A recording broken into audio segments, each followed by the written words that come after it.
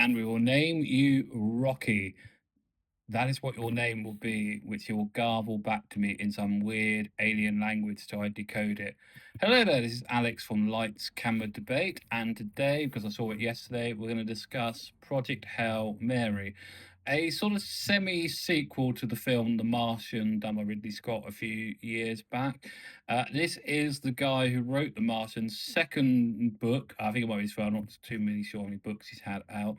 Well, this is Project Hail Mary, where a scientist who's actually a teacher is brought in to stop the stars from exploding and alien life being rebuilt by gamma rays. And once doing that, he's put on a spaceship, which is the only chance of Earth surviving. It's very space world. It's very, this is our only chance of surviving. And when he's up in space and wakes up in space, he connects with an alien who he calls Rocky because he's a fan of the Rocky films. Basically, Grace, the character, who Ryan Gosling plays very well in this film. I think it's a good performance from Ryan Gosling.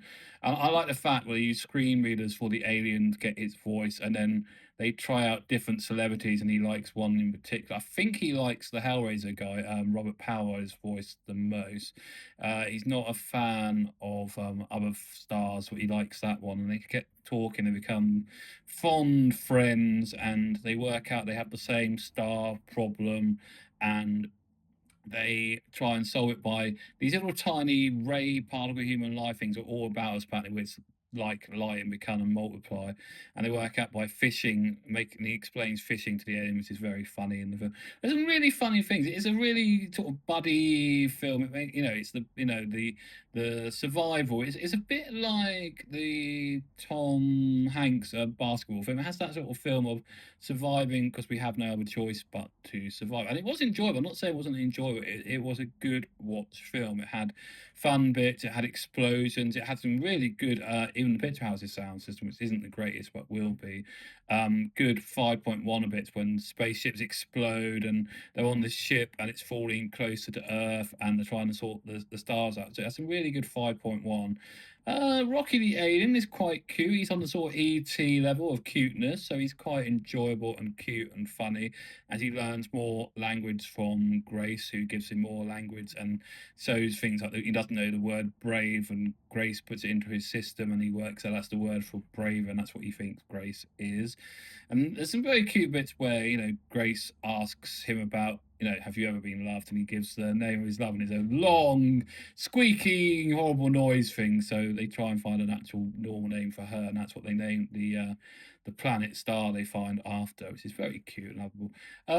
It's not going to set the world on fire. This film, it is a fun afternoon. The sort of chaos we're going through at the moment. It's a good afternoon film. Yeah, so it's a good film for just chilling out in an afternoon. It's got lots of explosions in. It's good fun.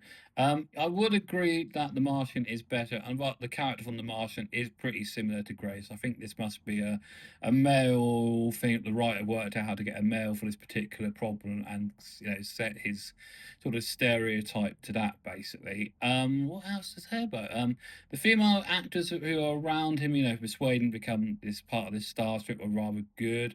Explosions are good in 5.1. It looked very nice and some good special effects. It's probably up for special effect awards next year. What can I say? Ryan Gosling is great as ever. He's very good at doing comedy bits, and he's very good at doing the sort of feeling sad bits. So yeah, it wasn't enjoyable. I came out enjoying it.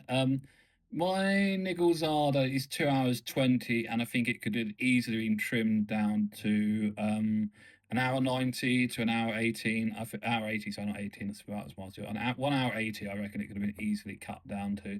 There's probably about 40 minutes you could easily have diced on the floor, and it doesn't help. But you notice that Ryan Gosling is an executive producer on the film, so basically if you try and say anything against him, he's got the power to go, no, I'm keeping these bits in, basically.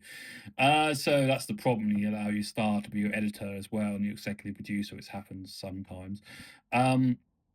Yeah, but I did enjoy it. It has a good soundtrack as well, and that's one good thing. There's a lot of because the aliens speak through noises and harmonics. There's a lot of fantastic music by the composer Daniel Pemberton, who's done the music. He's done loads of things. I'll give you some examples. He started on BBC with the rather good thing about the romantic painters, Desperate Romantics, and got bigger and bigger. Did things like he did the film on the Apple guy, Steve Jobs, and he's done loads. Just look him up, and you'll find on Apple Music lots of cool things. He did another good soundtrack, like Western. I still haven't seen Edmonton. That needs to be found and seen. He did the soundtrack for that, and I've loved him since Desperate Romantics, basically. But this soundtrack's really good. I need to sit down and listen to it. I have got it on Apple Music. It's lots of harmonics, it's lots of squeaky bits because that's how the alien Rocky speaks to begin with, and he turns that into music, and it's beautiful. There are some beautiful bits, because they have a sort of, what Earth could be. They have like a hyperspace Earth, what, like a non-reality. I don't know what you call that. Like you have in Star Trek, where they go to planets, what they're actually still on the spaceship. A hover imagination thing, basically, and they can see Earth. They go for beach walks and all that. And I don't know. I really thought the other thing that might have let it down a little bit is the ending, because he ends up, spoiler coming if you haven't seen it yet, but if you have seen it, he ends up staying with the aliens and being a teacher to all the little alien babies. I really thought they were going to fix the problem and get back to Earth. Well, that might have been too close to the ending of The Martian, I think. That happened in The Martian, I think, that ending did. So, yeah, we probably want to do something different. Well, I don't know. I would have preferred more an ending like The Martian, but yeah, overall, good watch. As I said, the music's really fantastic. Daniel Pemberton's music is excellent in it again. Builds up all those emotion bits and you want that. And this is what I feel, sort of turning music into language, if that makes any sense, harmonics and little squeaky bits. It was just beautiful. So I liked it for that. Yeah, good performance from Ryan Gosling. Yeah, the woman, I can't remember her name. So I'm doing this all from memory if you didn't know. She is very good as the sort of commander, controls everything on the base and explains all the science jargon, because there is a lot of science techno babble in this film. I would say that you have to get around that, but it's enjoyable. It's up there with sort of, you can take it or leave it. Basically, it's a Marmite film. You're probably hating it or you'll love it, basically. And I loved it. I thought it was enjoyable. It was just what I needed on a day when there's been a lot of news that's really annoying. I'm not going to go into it here, but there's been a lot of news in the UK in the last 24 hours that really got on my nerves, basically. And yeah, it needed a complete, out of reality. This boss, this happens, it's fun, there's noise, explosions. Exactly what I needed, basically. So it was enjoyable. It's not going to set the world on fire. That's what I'm going to say. It's one of the enjoyable films that you would watch on a Sunday afternoon. It's enjoyable. That's all I'm going to say. But it's maybe a bit too long and maybe goes around the same sort of science nerdy, science jargon a bit too much. The bits of Rocky are fun, the alien bits are fun, and his learning and understanding humanity is good. Yeah, so I enjoyed it. That's all I'm going to say. So tomorrow at 1:50, I'm going to finally see the Magical Faraway Tree, and I'm very interested in your comments. Please leave the comments in the comment about this, if you've seen this film or you're going to see the Magical Faraway Tree, because I've seen some sort of saying there's still a bit of racism in it. I know Enid Blyton was a bit of a racist, but you just like her stuff. It's the whole problem, we have these days again with J.K. Rowling. She has a mouth, unfortunately. Well, her books are, brilliant, and it's the same problem with Enid Blyton. Her books are brilliant, but unfortunately, she said a lot and did a lot of stuff that would probably annoy people. But yeah, I look forward to seeing it tomorrow, and I will let you know. It's interesting, people have been saying racism when Lenny Henry is actually in the film, and he's a whole champion of that.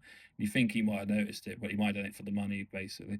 But I'll let you know on that, and then hopefully on Friday, this is what I really am excited about, because I am when I had really good sight, I played Super Mario Brothers and Super Mario Galaxy and Super N64. I played all the early Mario games. I had better sight, so I really want to go and see. I know it's really bad, but I think it's going to be my favorite film of the week, and that is Super Mario Brothers Galaxy. I really want to see it, and hopefully I can sneak into the Odeon. I know, going to the Odeon, because the Picture House hasn't got it, and I totally understand why the Picture House Extra hasn't got it, because Universal basically got hold of it and went, unless you show it 4 times a day, you're not having it, and we only have 2 screens at the Picture House, and that would just basically block out everything else, so you wouldn't get Project Hail Mary. You wouldn't get all their art stuff they do, like the opera and that, and National Theatre, and you wouldn't get the Magical Faraway Tree, which is their main films at the moment.